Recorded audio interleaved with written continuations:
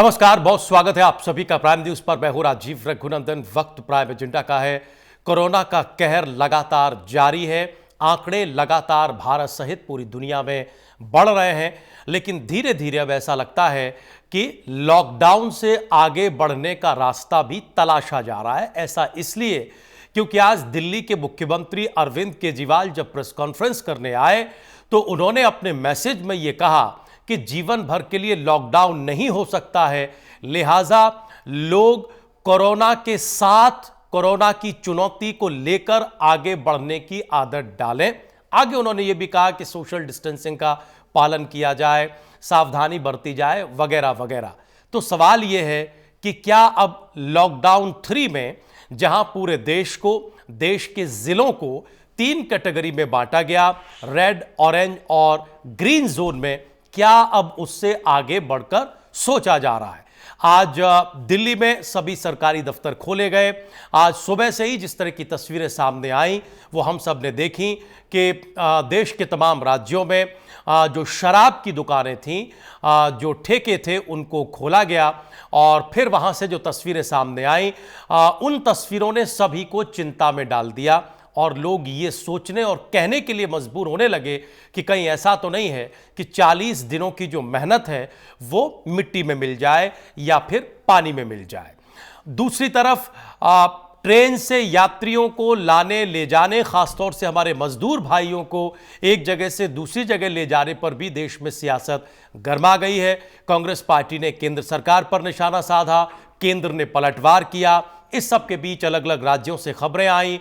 पहले बिहार ने यह तय किया कि वो पूरा किराया देंगी, किराया ही नहीं देंगी बल्कि मजदूरों को ट्रेन से उतरने के बाद वो 500 रुपए की मदद भी करेंगी, प्रत्येक व्यक्ति को 500 रुपए देंगी। मध्य प्रदेश की सरकार ने यह फैसला किया कि उनकी सरकार किराया वहन करेगी। उधर छत्तीसगढ़ की सरकार ने यही किया, लेकिन फिर भी इस पर जो रार है, जो सियासत है, वो जारी है। आज हम इस सब पर बात करेंगे कि आज जो तस्वीरें आई, आज जो दृश्य आए, उत्तर प्रदेश सहित दिल्ली, मध्य प्रदेश, राजस्थान, हरियाणा, देश के अलग अलग साउथ में बहुत सारी जगहों से वो क्या इशारा कर रहे हैं। अगर यही स्थिति रही तो अब तक जो हम लगातार अपील करते चले आए, जो लगातार लोगों ने सावधानियां बरतवाई, तमाम सिस्टम जो लगा रहा, उसका फिर क्या नतीजा निकलेगा और क्या आने वाले दिनों में हम ये देखेंगे कि आज जो स्थिति बनी उससे बचने के लिए कोई बड़े और कड़े कदम उठाए जाते हैं या नहीं उठाए जाते। इन सारे विषयों पर चर्चा करना चाहते हैं, लेकिन पहले बहुत जल्दी से हम एक बार आपको आंकड़ा बता दें, फिर अपने मेहमानों के पास चलें, अपने मेडिकल एक्सपर्ट्स के पास चलें। दुनिया में जो अब कोरोना पॉजिटिव की संख्या है वो 35,23,000 के पार चली गई। 11,30,000 से ज्यादा लोग ठीक हुए हैं अब तक पूरी दुनिया में, और 2,47,000 लोग पूरी दुनिया में अब तक उनकी मृत्यु हो चुकी है। काल के गाल में वो लोग समा चुके हैं। भारत में जो मरीजों की संख्या है कोरोना पॉजिटिव्स की, वो 42,800 के पार चली गई है। 11,762 लोग कोरोना से अब तक ठीक हुए हैं। देश में कोरोना से अब तक जो मौतें हैं भारत में वो 1,389 हैं। 1389 है। इधर उत्तर प्रदेश में कोरोना मरीजों की संख्या बढ़कर अब 2,742 हो गई है। 2,742 चिंता की बात है। प्रदेश में कोरोना से 758 लोग अब तक ठीक हुए हैं और उत्तर प्रदेश में कोरोना से अब तक 45 लोगों की मृत्यु हो चुकी है। उत्तर प्रदेश के लिहाज से थोड़ी सी चिंता की बात यह है, चुनौतीपूर्ण स्थिति यह है कि जो शुरुआत में 48 जिलों में था, फिर वो 52 में पहुंचा, फिर हमने देखा कि वो 56 और 58 में हुआ। आज का अपडेट यह है कि ये जो कोरोना का संक्रमण है, ये जो इन्फेक्शन है, ये जो वायरस है, ये 62-64 जिलों में पहुंच गया है। उत्तर प्रदेश के 62 जिलों में ये पहुंच गया है। इसका मतलब ये संक्रमण अपना दायरा लगातार बढ़ा रहा है। इस सब के बीच उत्तर प्रदेश में भी कई एहतियात बरते जा रहे हैं और चूंकि अब 40 दिन हो चुके हैं और लॉकडाउन 3 शुरू हो चुका है। 4 तारीख से 17 तारीख तक उसे चलना है। आज 4 तारीख है, यानी लॉकडाउन 3 का आज पहला दिन है। लिहाजा बहुत सारी दूसरी रेमेडीज, दूसरे विकल्प खोजे जा रहे हैं। खबर यह है कि 8 मई से उत्तर प्रदेश में इलाहाबाद हाईकोर्ट में कामकाज शुरू होगा और इलाहाबाद हाईकोर्ट की लखनऊ बेंच में भी कामकाज शुरू हो जाएगा। तरीका यह निकाला गया है कि 2 शिफ्टों में काम होगा, 2 शिफ्टें लगाई जाएंगी। पहली शिफ्ट में सुबह 10:30 बजे से 12:30 बजे तक काम होगा पहली शिफ्ट में, और दूसरी शिफ्ट 1:30 बजे से 3:30 बजे तक चलेगी। काम के दौरान प्रोटोकॉल मेंटेन करना होगा। एक शिफ्ट में क्रिमिनल कोर्ट खुलेंगे जिसमें उन मामलों की सुनवाई होगी, और दूसरी शिफ्ट में जो सिविल केसेस हैं सिविल कोर्ट खुलेंगे और उनकी सुनवाई होगी। ढील दी गई है, जैसा कि मैंने आपको बताया।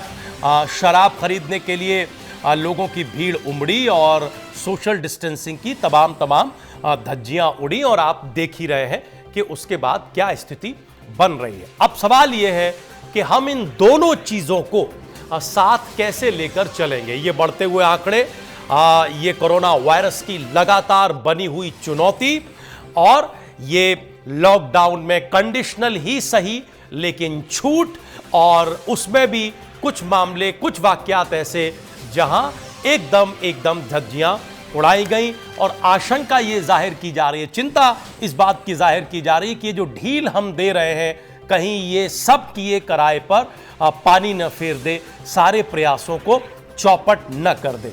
कई खास मेहमान हमारे साथ जुड़े हुए हैं, हम उनके पास चलेंगे और डॉक्टर साहब को भी आज हम जोड़ेंगे, मेडिकल एक्सपर्ट्स को, और उनसे जानने की कोशिश करेंगे कि वो उसे कैसे देखते। पहले हम बाकी जो 4 मेहमान हमारे साथ हैं हम उनसे आपका परिचय करा दें। आज हमारे साथ देखिए भारतीय जनता पार्टी के नेता प्रवक्ता चंद्रमोहन चौबे साहब हैं, कांग्रेस पार्टी के नेता और प्रतिनिधि अभिषेक राज हमारे साथ हैं, बहुत ही सम्मानित वरिष्ठ पत्रकार विश्लेषक अरविंद जयतिलक जी हमारे साथ हैं, और सम्मानित विश्लेषक पत्रकार अजय शर्मा जी हमारे साथ जुड़े हुए। आप चारों मेहमानों का बहुत स्वागत है। सबसे पहले अरविंद जी, हम आपके पास आना चाहते हैं, विश्लेषक की टिप्पणी हम लेते हैं और उसके बाद हम पॉलिटिकल पैनल के पास चलेंगे। हमें ये बताइए अरविंद जी कि कई नजरियों से पूरी स्थिति को देखा जा रहा है। हम लोग बीच बीच में बात करते आए हैं, एक नजरिया या एक चुनौती आर्थिक फ्रंट पर है, इससे कोई दो राय नहीं है, कोई दो मत इसमें हो नहीं सकता। हम समझना ये चाह रहे हैं कि आज जिस तरह की तस्वीर अरविंद जी सामने आई, क्या उसका कोई प्रॉपर होमवर्क नहीं किया गया था? अगर प्रॉपर या और अच्छा और ज्यादा होमवर्क किया जाता तो आज जैसा कि हमने देखा कि शराब की दुकानों को खोला गया, ठेकों को खोला गया और सोशल डिस्टेंसिंग की जमकर धज्जियां उड़ाई गई, क्या उससे बचा जा सकता था? इस पूरी स्थिति को आप कैसे देख रहे हैं अरविंद जी? राजीव जी, आपने बिल्कुल सही कहा, होमवर्क बिल्कुल नहीं हुआ है। अगर होमवर्क हुआ होता तो जिस तरह से शराब की दुकानों पर भीड़ उमड़ी, एक तरह से अराजकता जैसा प्रतीत हुआ, कहीं कहीं जो है लाठीचार्ज की स्थिति बन पड़ी, इसका मतलब सीधा यह हुआ कि स्थानीय प्रशासन जो है पूरी तरह से जो सोशल डिस्टेंसिंग का एक पैमाना है, जो निर्धारित है, गाइडलाइन है, उसका पालन कराने में पूरी तरह से विफल रहा। दूसरी महत्वपूर्ण बात यह कि जो आला अधिकारी है राज्य के, चाहे वह मुख्य सचिव हो चाहे छोटे स्तर के हो, आखिर सवाल ये उठता है कि यह किस तरह से, किस व्यवस्था के तहत जो है इसको खोला गया। ठीक है कि इसका एक अपना पक्ष है, अर्थव्यवस्था से जुड़ा मामला है, बहुत बड़े पैमाने पर इसे रेवेन्यू आता है, सरकार की जो माली हालत है खस्ता है, लेकिन इसका तात्पर्य यह नहीं हुआ कि जो 40 दिन का तपस्या हम लोग कर रहे थे, लॉकडाउन में जो स्थिति बनी हुई थी, देश दुनिया में भारत की छवि एक मुखरित होकर के आई थी कि नहीं, लॉकडाउन के जरिए भारत किस तरह से इस भयानक संक्रामक रोग जो है उससे लड़ रहा है, तो कुल मिलाकर के आज तो पूरी तरह से धूल धूसरित होती हुई दिखी। कहीं न कहीं जो ये प्रशासन की नाकामी है। और दूसरी महत्वपूर्ण बात यह कि केवल प्रशासन के सिर पर ठिकरा फोड़ करके हम लोग बच नहीं सकते हैं। जो लोग शराब सेवन करने वाले हैं उनकी भी एक जिम्मेदारी बनती है, वो भी किसी परिवार से ताल्लुक रखते हैं। क्या उनके मन में डर भय नहीं है कि हम जो है जिस तरह से भीड़ मचाए, हो सकता है कि उसमें कोरोना संक्रमित व्यक्ति हो, फिर उस बीमारी को हम अपने घर पर ले जाते हैं, अपने परिवार के बीच ले जाते हैं, तो वह केवल जो है अपने परिवार के साथ साथ जो है समाज के साथ किस तरह से वो खिलवाड़ कर रहे हैं। तो निसंदेह आपने जो अभी कहा कि इसके बाद जो ट्रेन चलाई जाएगी, फिर कोर्ट कचहरी खुलने जा रहा है, अगर इसी तरह से अराजकता बनी रही और किसी ढंग की सोशल जो डिस्टेंसिंग है उसका पालन नहीं हुआ, तब तो स्थिति बड़ी भयावह होगी। आपने अपने जो जिक्र किया उसमें बताया भी कि दुनिया में किस तेजी से फैल रहा है। अभी आपने देखा कि उत्तर प्रदेश में जो है बहुत तेजी से फैल रहा है, देश में फैल रहा है। तो इससे बचने के लिए तो सरकार को जो है एक रोड मैप जो तैयार होना चाहिए, जो तैयार किया है, तो वो तो पूरी तरह से विफल नजर आ रहा है। जी राजीव जी, निसंदेह जो है इसमें सरकार को, स्थानीय प्रशासन को और देश की जनता को भी सूझबूझ से काम लेना चाहिए। जी, हम दो प्रश्न आपके सामने रखना चाहते हैं अरविंद जी, उसके बाद हम हमारे जो मेडिकल एक्सपर्ट हैं वो आपसे थोड़ी देर में जुड़ेंगे, बाकी मेहमान भी जुड़ेंगे, तो हम उनके पास जरूर जाना चाहेंगे। हम जानना ये चाह रहे हैं अरविंद जी कि ये है क्या, क्या वाकई अब जो चिंतन है या जो पूरी चिंता है वो इस तरफ मुड़ रही है, जैसा कि आज दिल्ली के मुख्यमंत्री ने कहा अपनी प्रेस कॉन्फ्रेंस में, कल भी कहा और आज भी कहा कि देखिए अब हमें कोरोना की चुनौती के साथ रहने की आदत डालनी है, कोरोना जल्दी कहीं नहीं जाने वाला है। इस सब के पीछे क्या ये मानसिकता काम कर रही है, या फिर वाकई राज्यों पर इतना ज्यादा आर्थिक दबाव आ गया है कि उस आर्थिक दबाव के आगे पूरा सिस्टम एक तरीके से सरेंडर करने के मूड में है? और आज जो चित्र देखे गए, जो तस्वीरें आज पूरे देश में अलग अलग जगहों से देखी गई, ये सब कुछ उसी की बानगी है क्या? इससे इशारा क्या मिल रहा है? क्योंकि जिस शब्द का इस्तेमाल आपने किया, सबसे बड़ी चिंता यही है कि चुनौती कहीं से भी कम नहीं हुई है, कहीं से भी कम नहीं हुई है, लेकिन ऐसा लग रहा है कि उस पूरी तपस्या को अब धता बताकर हम बिल्कुल दूसरे डायरेक्शन की तरफ चल पड़े हैं या चलना चाहते हैं। तो हमें बताइए कि ये क्या वाकई दबाव है, या प्राथमिकता बदल गई है, या अब ऐसा लग रहा है कि नहीं साहब इतना ही हम कर सकते थे, इसके आगे लॉकडाउन हम नहीं कर सकते, अब हमें कुछ ना कुछ वैकल्पिक चीजें करनी पड़ेंगी। क्या है ये मानसिकता? बिल्कुल राजीव, जो अंतिम बात जो आपने कही है कि संजय, वो पूर्णतः सत्य है। देखिए, सरकार को समझ में आ गया है कि लॉकडाउन के जरिए जो है पूरी तरह से एक दीर्घ काल तक जो है जनता को लॉकडाउन में रख करके हम जो है किसी नतीजे पर नहीं पहुंच सकते हैं। यानी कुछ क्षेत्र ऐसे हैं जिसको खोल करके धीरे धीरे जो है सोशल डिस्टेंसिंग का पैमाना को निर्धारित करते हुए हम जो है व्यवस्था में फिर जो है उसको पूरी तरह से गुलजार, चाहे अर्थव्यवस्था की बात हो, बाजार की बात हो, उसको किया जाए।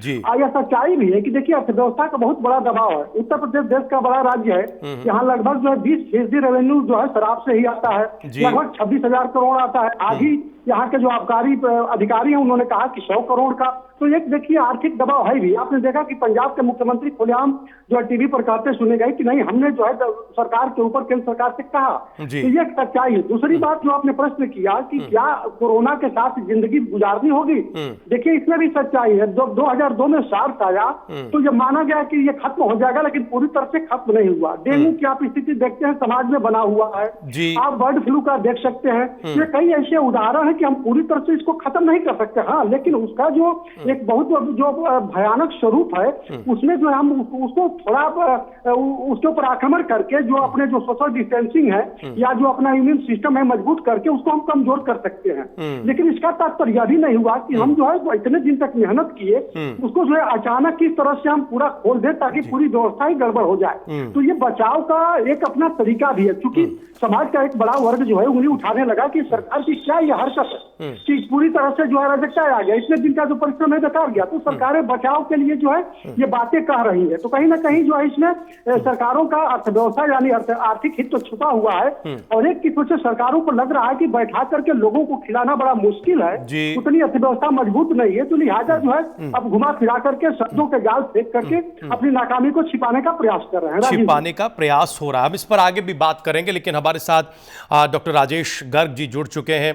बहुत ही सम्मानित वरिष्ठ चिकित्सक हैं, डॉक्टर हैं, एसोसिएट प्रोफेसर हैं, बहुत ही प्रतिष्ठित all India institute of medical science में। डॉक्टर गर्ग, बहुत बहुत स्वागत है एक बार फिर से प्राइम न्यूज़ पर। डॉक्टर गर्ग, हम बात आज यहाँ से शुरू करना चाहते हैं कि अब ये जो बार बार कहा जा रहा है ये बिल्कुल सच्चाई हो सकती है, जो आज दिल्ली के मुख्यमंत्री ने भी कहा कि हमें कोरोना के साथ अब जीने की आदत डालनी होगी, ये कहीं जाने वाला नहीं है जब तक इसकी कोई वैक्सीन हम नहीं बना लेते हैं या दुनिया में इजाद नहीं हो जाती है। हमारे तमाम वैज्ञानिक इसको लेकर काम कर रहे हैं। इसकी मेडिकल साइड क्या है और आप इसे कैसे देखते हैं? अगर ये कहा जाए कि साहब अब कोरोना के साथ जीने की आदत डालनी पड़ेगी, तो आप इसे हमारे दर्शकों को कैसे समझाएंगे? इसमें क्या क्या शामिल है डॉक्टर गर्ग?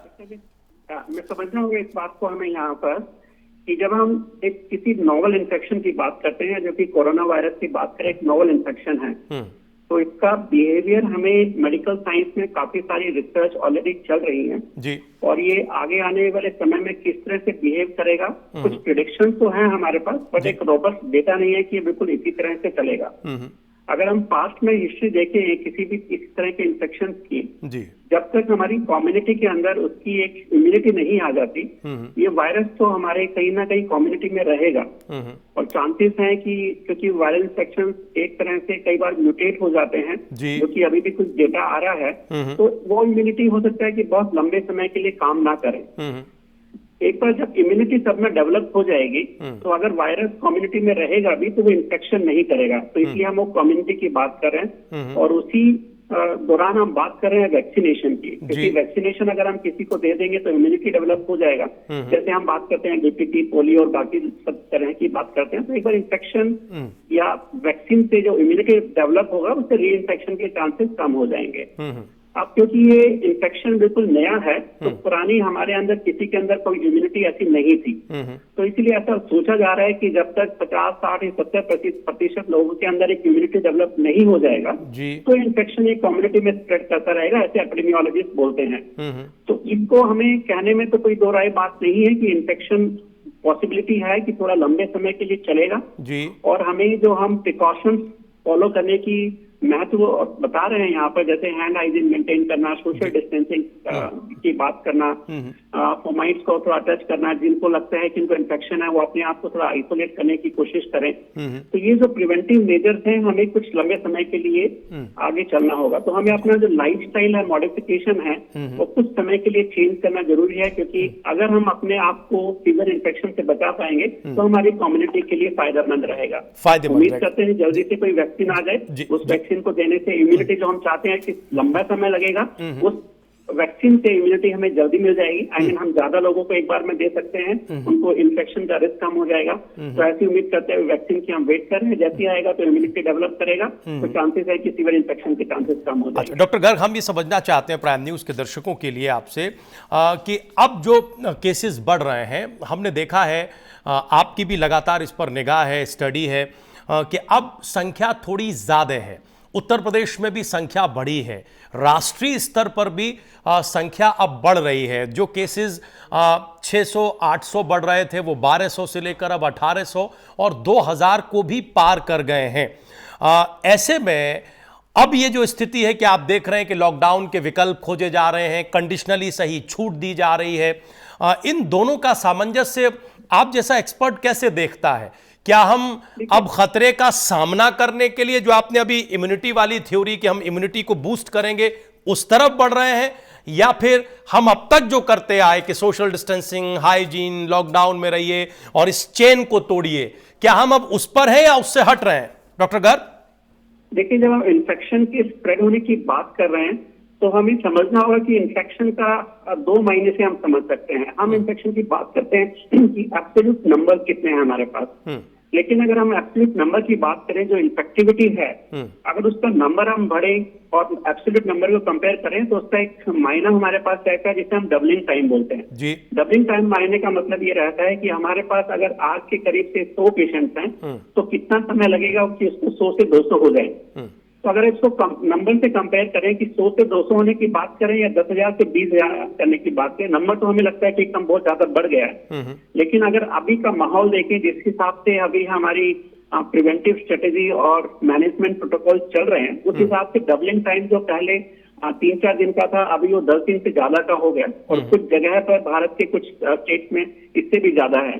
तो कहने का तात्पर्य ये हुआ कि इन्फेक्शन जिस स्पीड से फैलना चाहिए था, अगर सारे प्रिवेंटिव मेजर्स नहीं लेते, उसका जो हमने यहाँ पर हैंड हाइजीन का बात किया, आइसोलेशन का बात किया, लॉकडाउन का बात किया, उसकी वजह से उतना स्प्रेड नहीं हुआ है। उसकी स्पीड बहुत स्लो हो गई है, जो कि एक फायदा बन रहा है और हमारे हेल्थ रिसोर्सेज उसको सारा अच्छे से कंटेन कर पा रहे हैं, उसको मैनेज कर पा रहे हैं, जितने पेशेंट भी हमारे पास आ रहे हैं। तो ये तो बात रही कि नंबर ऑफ केसेस बढ़ने का। नंबर ऑफ केसेस तो जरूर बढ़ रहे हैं, तादाद बढ़ रहा है, बट डबलिंग टाइम भी कम हुआ है, जो कि एक रीएश्योरेंस है हमारे लिए। तो आने वाले समय में अगर हम इसको कंटेन करते रहे तो हमारी हेल्थ सर्विसेज अभी तक के लिए इतनी रोबस्ट है कि जितने भी पेशेंट्स हैं हम उसको अच्छे से मैनेज कर पाएंगे, उनको सुविधा दे पाएंगे। तो हमारे रिसोर्सेज अभी हैं और हमें समय मिल रहा है कि हम उसको स्पीड को लो कर पा रहे हैं और बाकी रिसर्च तो चल ही रहा है हमारे यहाँ पर। हो सकता है कल के आने वाले समय में कोई अच्छी ड्रग थेरेपी मिल जाए, प्लाज्मा थेरेपी सक्सेसफुल हो जाए, वैक्सीन मिल जाए, तो जो हम ह्यूज टच बाकी देशों में देखने को मिला कि एकदम इतने सारे पेशेंट्स आए कि उनकी अच्छी जो हेल्थ केयर डिलीवरी सिस्टम था वो कोलैप्स कर गया, वो हमारे यहाँ पर नहीं हो रहा है। एक पॉजिटिव बात है और इसको हम डिले कर रहे हैं। तो हो सकता है कि आने वाले समय में कुछ अच्छी ट्रीटमेंट मोडालिटी या वैक्सीन आ जाए तो हम वो पीक देखने को ही ना मिले, तो हम उसको इस तरह से पॉजिटिव समझने की कोशिश करें medical science point of view से, तो एक पॉजिटिव पॉइंट। डॉक्टर गर्ग, तो यहीं से वो सवाल आता है जिस पर अभी हम अरविंद जी के साथ चर्चा कर रहे थे कि ये जो 40 दिनों की या उससे ज्यादा दिनों की जो तपस्या है हम सब की, पूरे देश की, इसमें आज जो तस्वीरें दिखाई दी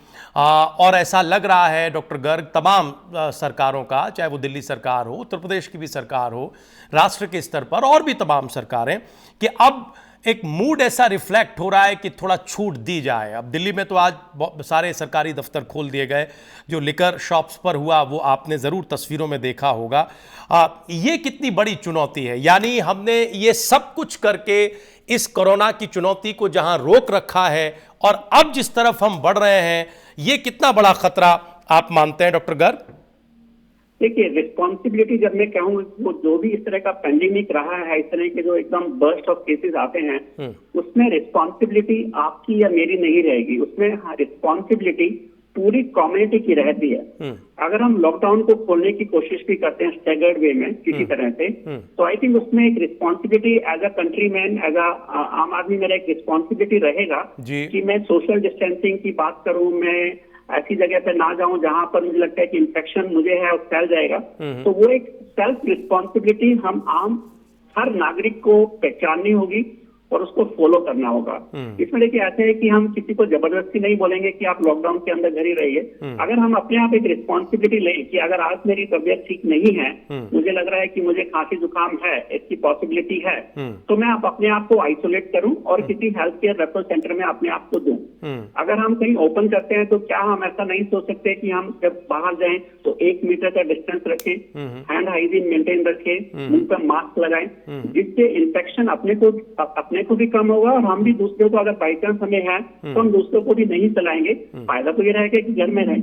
तो इस तरह की हमें एक सोशल रिस्पॉन्सिबिलिटी हर आदमी को, हर नागरिक को पहचाननी होगी, उसको फॉलो करनी होगी। चाहे सिचुएशन बात करें कि हम स्टैगर्ड वे में लॉकडाउन को खोलने की कोशिश कर रहे हैं जहां पर केसेस नहीं है, तो वो भी एक ठीक रहेगा, but each individual has to take its own responsibility and contribute to the community. Thank you very much, बहुत बहुत शुक्रिया डॉक्टर गर्ग हमारे साथ जुड़ने के लिए, ये तमाम प्रतिक्रियाएं प्राइम न्यूज़ के दर्शकों के लिए रखने के लिए। डॉक्टर राकेश गर्ग ये बता रहे थे कि दरअसल हमें अब लगातार जिम्मेदार बनना होगा, जिम्मेदार रहना होगा, एक व्यक्ति के तौर पर, एक समाज के तौर पर जागरूक रहना होगा अगर हमें इस चुनौती का आगे भी सामना करना है। तो हमने अब तक इसे बहुत अच्छे से टैकल किया है, लेकिन अगर आगे टैकल हमें करना है तो फिर हमें निश्चित तौर पर उन सारी चीज़ों का पालन करते हुए भविष्य में आगे चलना होगा जिनका पालन हम अब तक करते आ रहे हैं। हम अजय शर्मा जी, यहाँ अभिषेक जी और चंद्रमोहन जी के पास जाएं, इससे पहले अरविंद जी हमसे एक कमेंट हम लेना चाहते हैं। अरविंद जी, हमें ये बताइए कि कोई रोड मैप अब दिख रहा है क्या सरकारों के पास? अरविंद सर, हमें तो नहीं लग रहा है कि फिलहाल किसी तरह का कोई रोड मैप है जो स्थिति आज हुई है। और क्या आज की स्थिति से आपको लगता है कि सरकारें सबक लेंगी और वो ये समझेंगी कि नहीं, अगर हमें धीरे धीरे छूट भी देनी है या खोलना भी है तब भी हमें एहतियात बरतवाने पड़ेंगे तब तक जब तक की आदत नहीं पड़ जाती? अरविंद जी।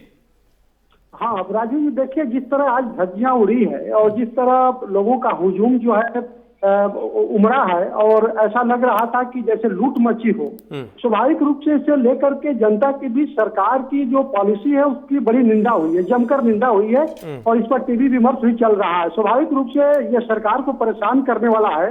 तो हमें लगता है कि कल की तारीख में जो है राज्य सरकारें इसे सबक लेते हुए जरूर जो है स्थानीय प्रशासन को इस बात के लिए थोड़ी ताकीद करेगी कि नहीं ऐसे हालात पैदा न हो। लेकिन एक बात है ना कि जैसे कहा जाता है कि किसी व्यक्ति को कि गाल भी फुलाइए और हंसिए, ये दोनों बातें जो है नहीं हो सकती, संभव नहीं है। देखिए शराब जो है कोई राशन की दुकान नहीं कि वहां पे लोग इत्मीनान से जाएंगे और चुपचाप जो है सोशल डिस्टेंसिंग है उसका पालन करके लेंगे। एक उत्तेजना परक ये सब्जेक्ट है, विषय है, सामग्री है। तो आप स्वाभाविक रूप से इसका जो है आप नैतिक पक्ष में रख करके नहीं देख सकते हैं। आपने देखा भी कि कई लोग जो है वहीं पर जो है शराब लिए पिए और गाड़ी चलाते हुए किस तरह से गाड़ियों में लड़ाते भिड़ाते आगे बढ़ रहे थे। तो कहीं ना कहीं जो है बहुत ही चिंता की बात है। तो हमको लगता है कि सरकार इस पर ध्यान देगी और ध्यान देना भी चाहिए, ताकि जो है किसी तरह का देश में जो है यह धारणा न फैले कि जो सरकार जो है जो पॉलिसी बनाई थी उस पॉलिसी को जो है खुद जो है पैरों तले रौंद दिया। और दुर्भाग्य से अरविंद जी वो धारणा आज बन गई। अभी हटती कैसे है इस पर तो निगाह रहेगी और देखेंगे कि आने वाले दिन कितने महत्वपूर्ण होते हैं। हम अभिषेक जी और चंद्रमोहन जी के पास जाएं, इससे पहले अजय जी हमारे साथ जुड़ चुके हैं इस विषय पर। हम अजय जी की एक प्रतिक्रिया लेना चाहते हैं, फिर अभिषेक जी और चंद्रमोहन जी हम आपका रुख करेंगे।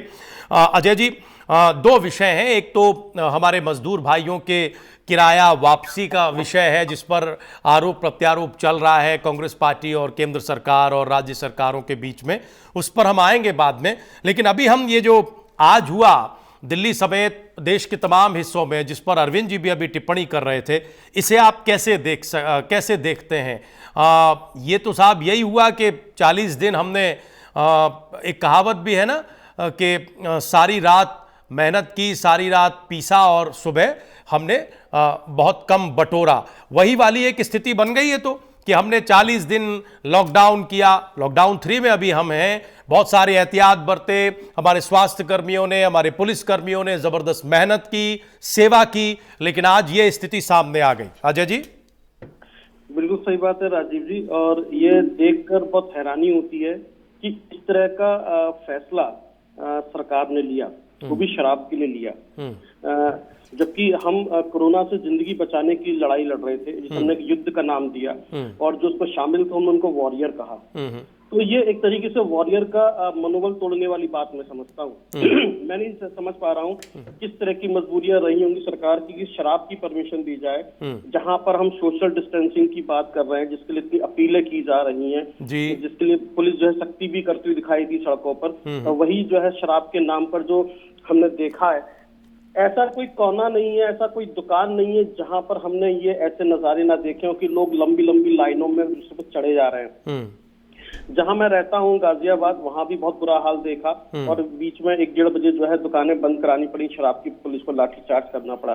तो इतनी सारी चीजें आई हैं, तो ये हैरान कर देने वाली बात है कि जहां पर इतने बुद्धिजीवी लोग हों, इतने विद्वान लोग हों, और वो ये ना समझ पाए, ये आकलन ना कर पाए कि यदि शराब की दुकान खोलने की परमिशन दी जाएगी तो क्या होगा।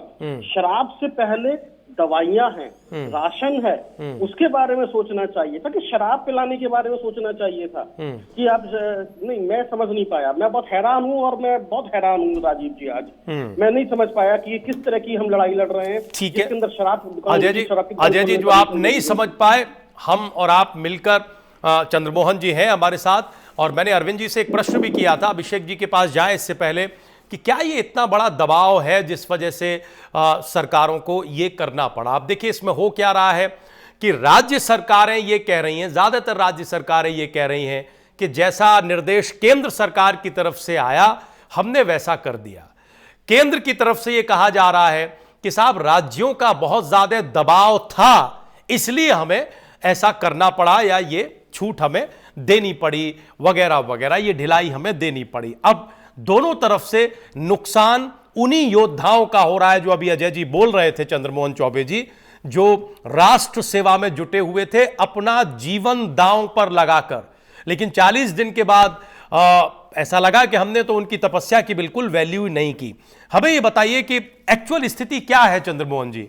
आप लोगों को अंदाजा नहीं था, इस तरफ ध्यान ही नहीं था किसी का कि ऐसा हो सकता है, दबाव इतना ज्यादा है कि साहब ये करना ही करना पड़ेगा वरना फिर सरकार कैसे चलेगी, खजाने में पैसा नहीं है, या फिर अब इतना ज्यादा हो गया है ना, एक लंबी सावधानी बरतना भी बड़ा मुश्किल होता है ह्यूमन टेंडेंसी में चंद्रमोहन जी, तो अब इतना ज्यादा हो गया है कि किस किस चीज पर ध्यान दें वगैरह वगैरह। तो बताइए कि एक्चुअल स्थिति क्या है, सरकार में क्या चर्चा है, क्या चिंतन है, और ये ऐसा ही रहेगा, अपने आप संभलने के लिए इसे छोड़ा जाएगा, या हम कल देखेंगे कि उत्तर प्रदेश में, कम से कम उत्तर प्रदेश में कुछ नया नियम आएगा, कुछ सख्ती होगी, कुछ बताया जाएगा? बोलिए। देखिए राजीव जी, अगर देखा जाए तो जब पहला लॉकडाउन हुआ था उसके बाद दूसरे चरण का हुआ था और अब तीसरे चरण में पहुंचे हैं, तो पहले के लॉकडाउन की जो स्थितियां थी उसमें और आज की स्थितियां में तो अंतर आ चुका है, अंतर बहुत आ चुका है। लोगों में जागरूकता आ चुकी है, लोग जो है अब खुद अपने स्वास्थ्य के प्रति सचेत लोग दिख भी रहे हैं। पहले में लोग इसकी हंसी उड़ा रहे थे, लोग इसकी गंभीरता नहीं समझ रहे थे। आएंगे अजय जी, बिल्कुल आएंगे। जी जी जी जी। उसके बाद देखिए जब आएंगे, एक बार उन्हें कह लेने दीजिए, बिल्कुल आएंगे, फिर एक एक करके जरूर उनकी बात का जवाब दीजिएगा। चौबे जी बोलिए। जी जी। तो लगातार जब तीसरे चरण का लॉकडाउन करने के बारे में जब चर्चा हुई केंद्र की राज्य सरकारों के साथ, तो वहां पर इस बात को लेकर चर्चा हुई कि अब लोगों में ये बातें जा चुकी हैं, मैसेज भी जा चुका है, लोग खुद गंभीर भी है, किस प्रकार से दूरी बना के रखना है, किस प्रकार से जो है आस पास में जो है साफ सफाई रखनी है, किस प्रकार घर से बाहर निकलना है तो हमें क्या करना है, इस प्रकार। और उसके बाद फिर ये हुआ कि लगातार एक ये समस्या तो लगातार समस्या नहीं, चौबे जी हम आपकी बात को सरल करें, चौबे जी हम आपकी बात को, चौबे जी हम आपकी बात को सरल करें, उसमें से सवाल भी बनेगा। आप ये कह रहे हैं कि लोगों की जागरूकता को देखते हुए, इस लंबे समय को देखते हुए इस तरह की एक सहमति बनी, यही कह रहे हैं ना सर आप? यही है ना? जी बिल्कुल। हमारा सवाल, बस सवाल सर, जल्दी से सवाल। तो लोगों की जागरूकता तो आपने देखी आज, ये जो आप बता रहे हैं और जिसका अंदाजा सरकार में बैठे लोगों ने किया, प्रशासन में बैठे लोगों ने किया, तो लोगों की जागरूकता की तस्वीरें तो आज दिन भर आती रही। अब बताइए, इस जागरूकता के सहारे या इस तरह की जागरूकता के सहारे आगे हम कितना चलेंगे सर? बताइए। आज तो दिख गई वो जागरूकता, अभी अरविंद जी बता रहे थे, अजय जी बता रहे थे, आपने खुद भी देखी होगी, मेरा यकीन है। बोलिए। जी जी जी जी बिल्कुल, जो आप कह रहे हैं या जो हमारे सभी लोग बैठे हैं, पैनलिस्ट बैठे हैं, वो बिल्कुल, वो अभी तक जिन्होंने कहा वो बिल्कुल सत्य कहा, उसमें कहीं भी असत्य नहीं है। तो फिर आप लोगों का असेसमेंट गलत था सर, फिर आप लोगों का असेसमेंट गलत था, इसका मतलब?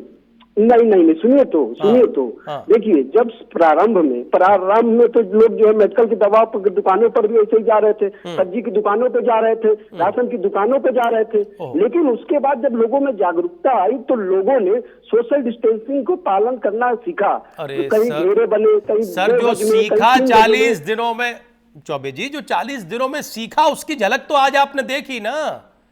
तो अब ये चलेगा, ये बंद हो जाएगा?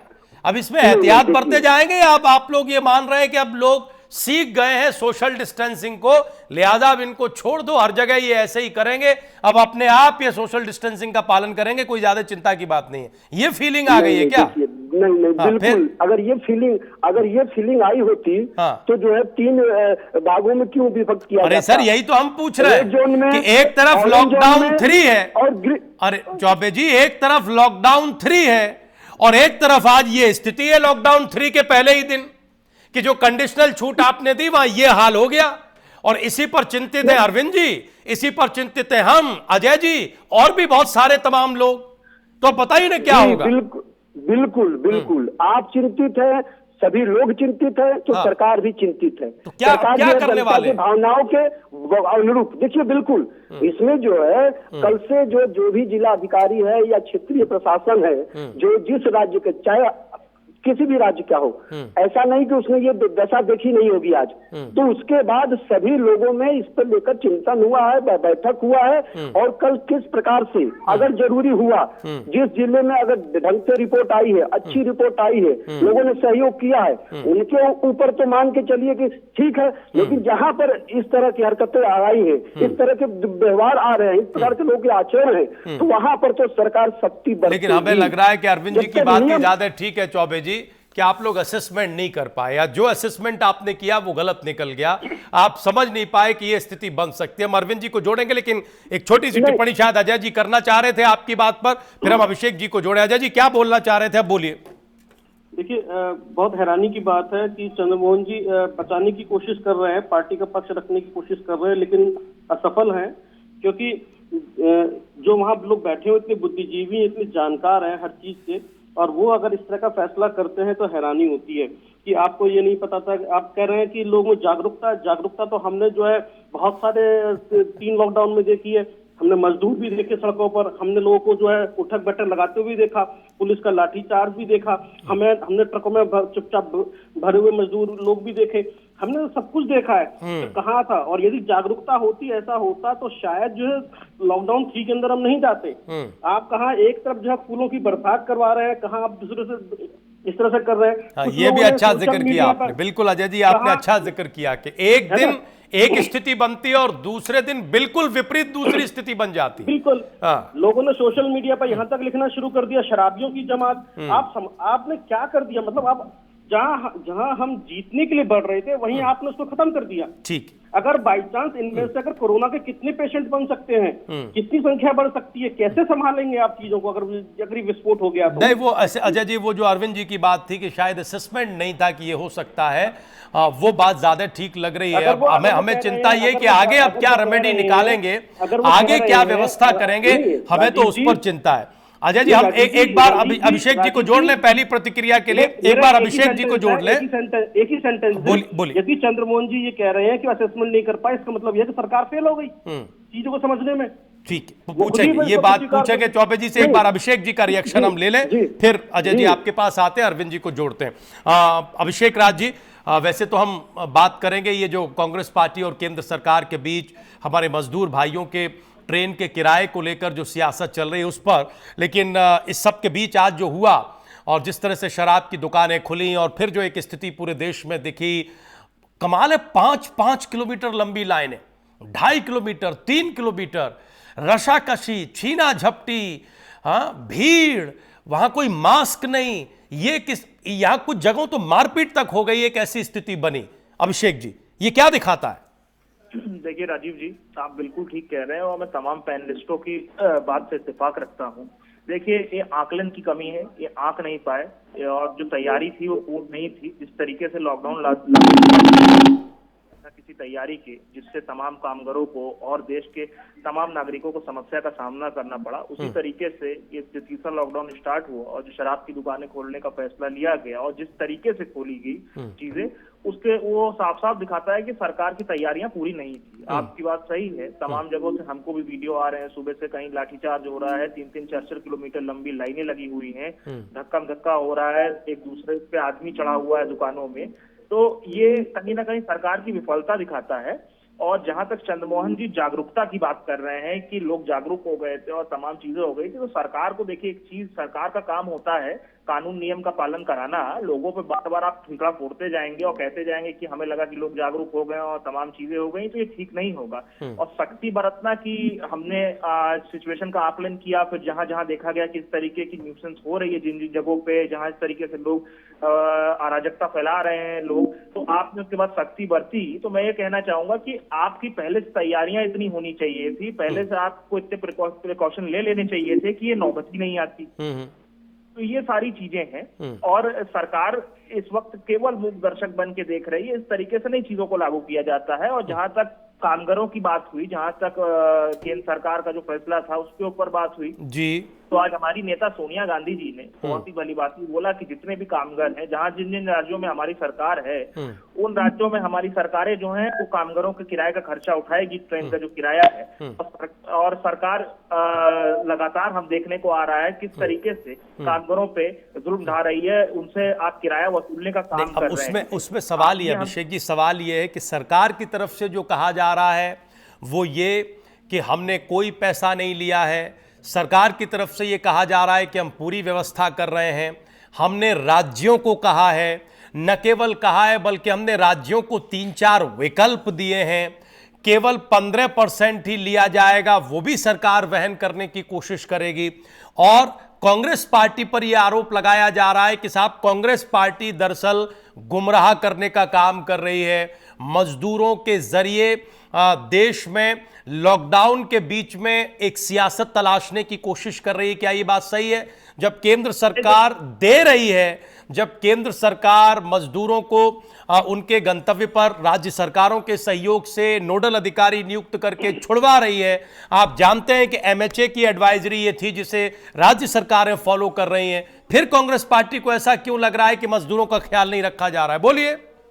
देखिए, बहुत ही साफ है इस बात, इसके लिए बहुत ज्यादा मुझे कुछ नहीं कहना पड़ेगा। तमाम वीडियोग्राफिक एविडेंस है, फोटोग्राफिक एविडेंस है। अभी कुछ दिनों पहले बसों से लोगों को उत्तर प्रदेश लाया गया था, तमाम राज्यों में लेके जाया गया था।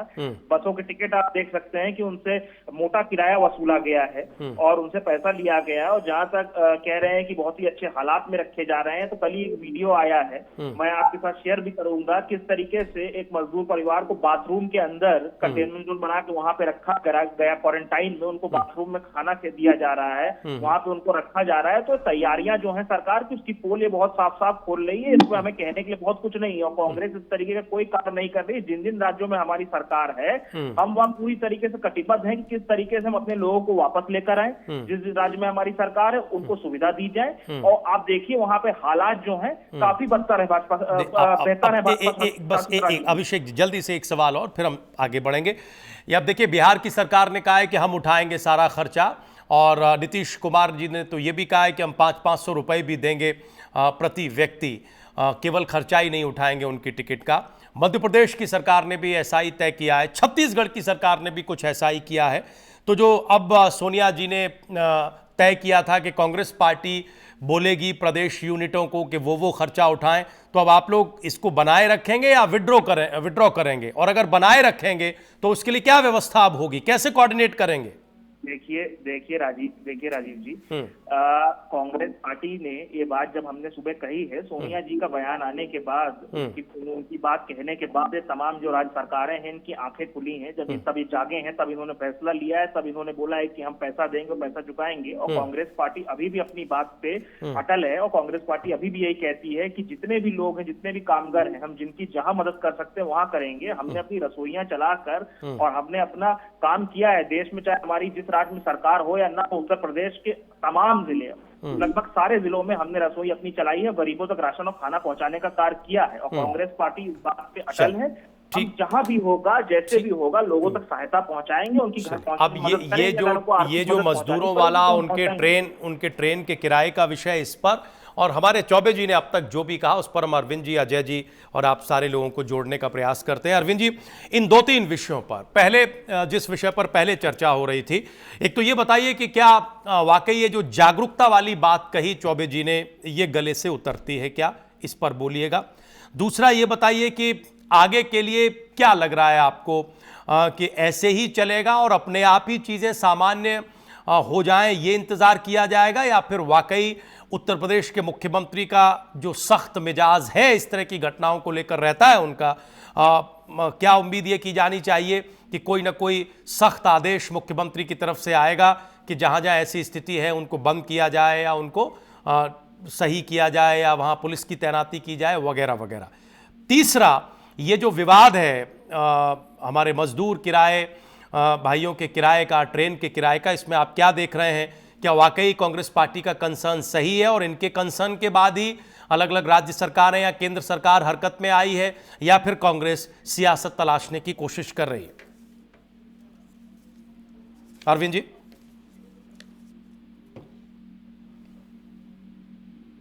अरविंद जी, आवाज मिल रही है? आपने सुना? लगता है अरविंद जी तक आवाज नहीं पहुंच रही है।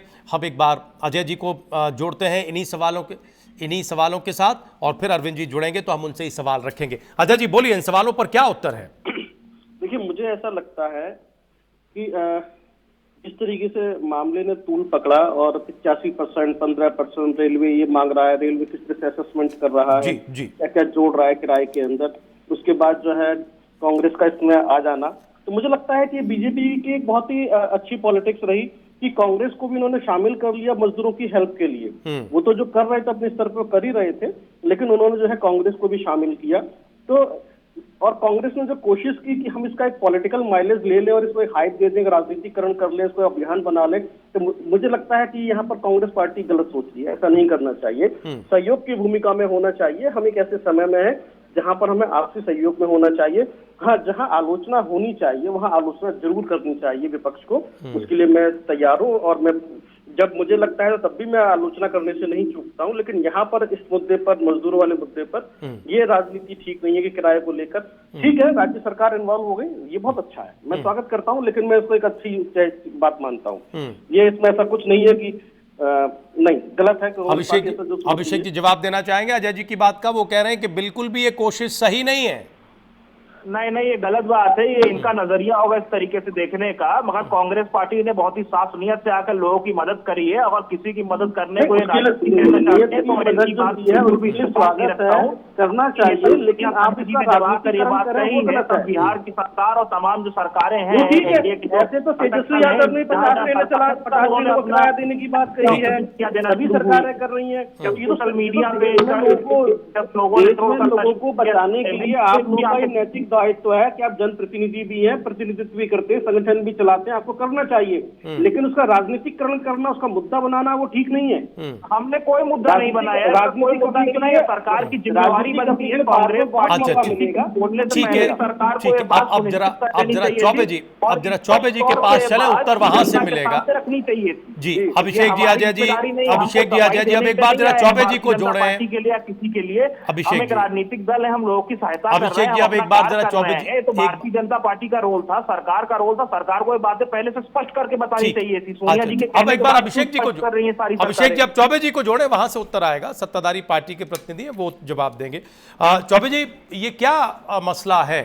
और अब तक कोई अधिकृत बयान केंद्र सरकार की तरफ से नहीं आया है कि साहब ये स्थिति होने जा रही है। आप बताइए ना, बिहार की सरकार ने, मध्य प्रदेश, छत्तीसगढ़ की सरकार ने कहा है कि हम करेंगे, लेकिन केंद्र सरकार की तरफ से या रेल मंत्रालय की तरफ से एक अधिकृत स्थिति आकर मामला पाक साफ हो जाए कि ये हो रहा है, ये नहीं हो रहा है, ये इनको देना है या ये इनको नहीं देना है, क्या घालमेल है ये? राजीव जी, आप एक वरिष्ठ पत्रकार हैं, आप पत्रकारिता जीवन को मैं आपको लंबे समय से देख रहा हूं। आप देखेंगे, ये बताइए कैसे ये हो जाएगा कि अचानक ये सब होगा? क्या छोड़ने से पहले मजदूरों को पहुंचाने से गंतव्य जिस राज्य में जाना है, जिस राज्य से लाना है, क्या केंद्र सरकार और राज्य सरकार के लोगों के बीच में चर्चा नहीं हुई होगी? क्या ये चर्चा उनके बीच नहीं हुई होगी कि किसकी कितनी हिस्सेदारी है? स्पष्ट है कि 85% हिस्सेदारी केंद्र सरकार की थी और 15% हिस्सेदारी जो है उन मजदूरों का, जो प्रवासी मजदूर हैं, उनका वहन करने का था, स्पष्ट था। उसके बाद तीन ऑप्शन दिए गए थे। 3 ऑप्शन दिए गए थे कि राज्य सरकार करे या फिर अपने किसी समाज सेवी से करे। देखिए, नहीं, बीच में रुक जाइए, पूरी बात हो जाए। मैं देखिए धैर्य से सुन रहा हूँ सब बातें। बोलिए। जी, ये स्पष्ट बातें हो गई थी कि या तो राज्य सरकार करे या राज्य सरकार अपने सहयोगी किसी समाज सेवी एनजीओ से, या फिर तीसरा ऑप्शन भी था। लेकिन आप ये बताइए, क्या इसमें लग नहीं रहा कि कांग्रेस पूरी तरह से राजनीति कर रही है? पहले सोनिया गांधी जी लेटर लिखती हैं, उसको अपने ट्वीट करती हैं, उसके बाद तुरंत अशोक गहलोत जी का ये ट्वीट आना कि हम जो है 15% हम जो है हम लगाएंगे। अरे आप क्या कह रहे हो? क्या पहले से जब बात हो चुकी है कि 15% राज्य लगाएगा, क्या कांग्रेस इसमें सोनिया गांधी जी क्या इस संकट के दौर में इस तरह का जो है विपदा है इस समय देश में, और उसके बावजूद ये राजनीति कर रही है? इनको लेटर लिखने की क्या इनको जानकारी नहीं है? क्या ये पहली बार राजनीति में आई है? इतने वर्षों से इनको पता है। तुरंत जवाब जल्दी से, अरविंद जी जुड़ गए हमारे साथ, उनके पास जाएंगे, लेकिन अभिषेक जी जवाब। अभिषेक जी, राजनीति कर रहे हैं आप? ये कोई सवाल का जवाब ही नहीं है। चंद्रमोहन भाई, आप ये बताइए, जब रेल मंत्रालय पीएम केयर फंड में 151 करोड़ रुपया दे सकता है, क्या पूरा खर्चा जो कामगारों का है, लोगों का है, वो नहीं उठा सकता है? मामूली सा खर्चा है, जब इतना पैसा दिया जा सकता है, जो गरीब तबके का आदमी है, क्या उसका पैसा उठाने में कोई तकलीफ हो रही है? जब इतना पैसा दिया जाता है। ये ना सुनिए, बहुत सही। आप जो है केंद्र सरकार से अपना हिस्सेदारी भी मांगोगे, हिस्सेदारी क्या छोड़ते हो? और केंद्र सरकार अगर 15% सिर्फ ले रही है और उससे सहयोग मांग रही है, ले नहीं रही है, सहयोग मांग रही है, और उसके बावजूद आप इतने नीचे स्तर की राजनीति कर रहे हो। सोनिया गांधी जी अगर इसी तरह सब प्रदेश अध्यक्ष सभी अन्य दलों के या राष्ट्रीय अध्यक्ष अन्य दलों को लिखना शुरू कर दे, तो फिर क्या आ जाएगी राजनीति? हमें कोरोना से लड़ना है, हमें इस विपदा से लड़ना है, और आप राजनीति सरकार को बताना, आप लोग जब भी ये पता है कांग्रेस का इतिहास है, कांग्रेस का इतिहास की संकट के समय में वो इस तरह की राजनीति करती है, और देश की जनता आपकी राजनीति देख रही है। फरवरी में अगर अमल कर लेते आप लोग और उसको हंसी ठहाके में ना उड़ा दिया होता, तो आज ये स्थिति ना होती। अरे हंसी ठहाके तो आप उड़ाते हो। कभी कोरोना योद्धाओं के लिए ताली बजती है तो उसकी हंसी उड़ाते हो, कभी दिया जलता है तो उसकी हंसी उड़ाते हो, कल फूल बरसा है उसकी भी हंसी उड़ाई है। अरे देश की जनता अब इस आरोप प्रत्यारोप को लेकर यही था भी एक बार हम अरविंद जी के पास चौबे जी, अभिषेक भी हो गया, अभिषेक जी, चौबे जी हो गया, टेस्टिंग का हम लक्ष्य हो गया। अब जरा जो कुछ कहा गया है उस पर जरा हमें एक मिनट, जो कुछ कहा गया उस पर विश्लेषकीय टिप्पणी एक बार लेने दीजिए।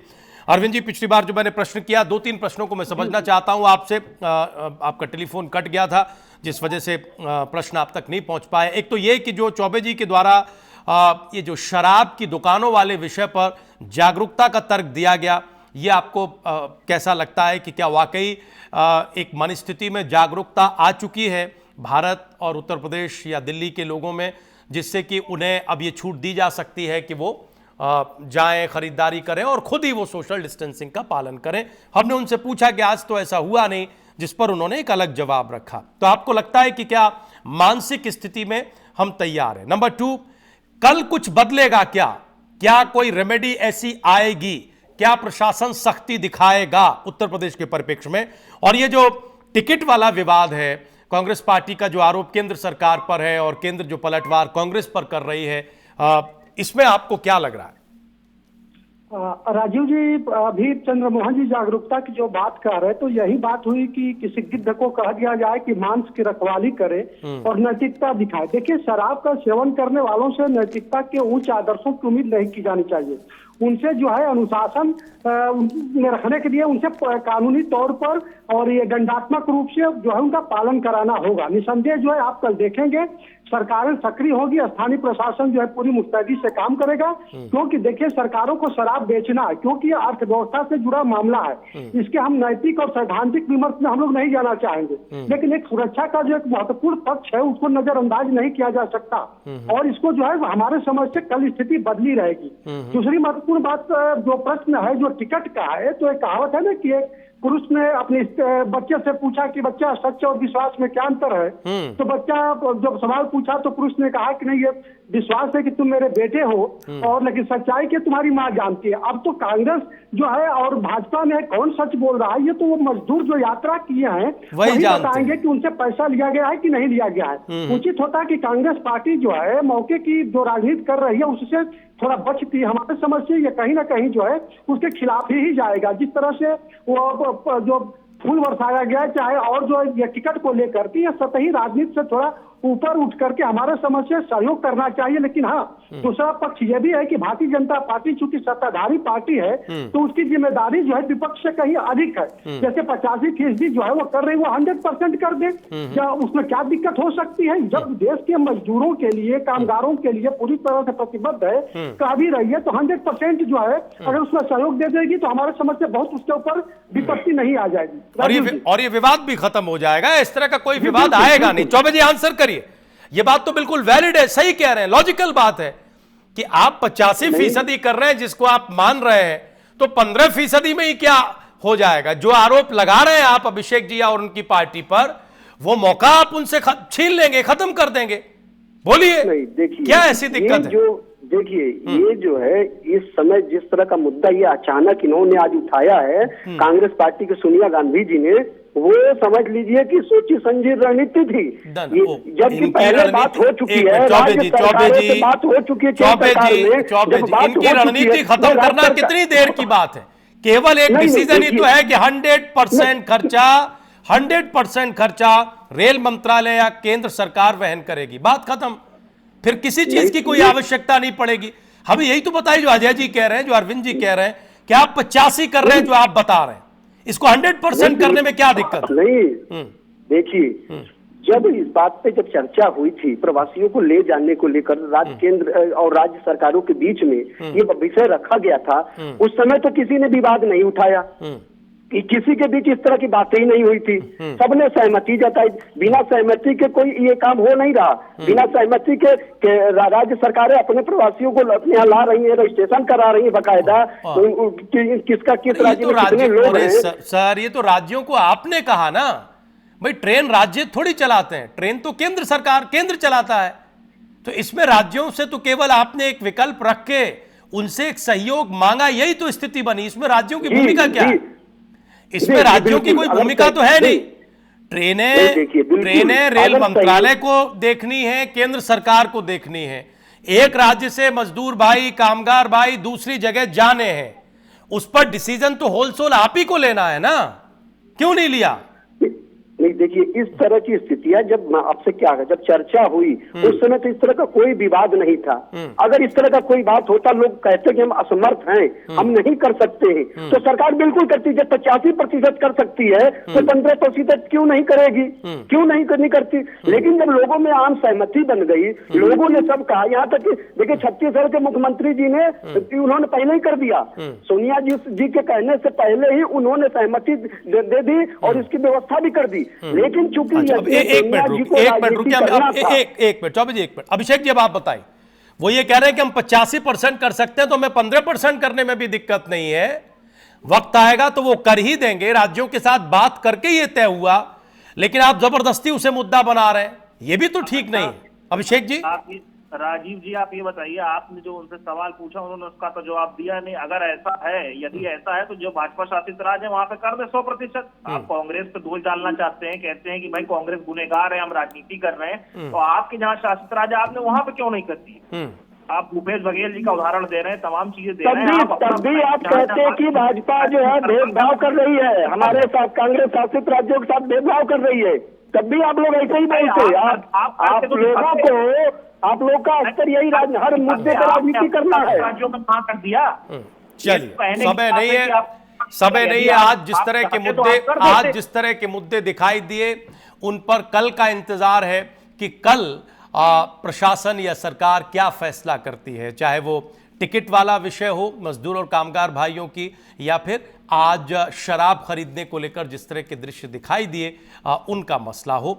कल स्थिति कितनी बदलेगी, इसका इंतजार रहेगा। बहुत बहुत शुक्रिया आप चारों मेहमानों का लगातार हमारे साथ जुड़ने के लिए, डिबेट का हिस्सा बनने के लिए। आज के लिए बस इतना ही। आप लोग कहीं जाइएगा नहीं, प्राइम न्यूज पर खबरें जारी है।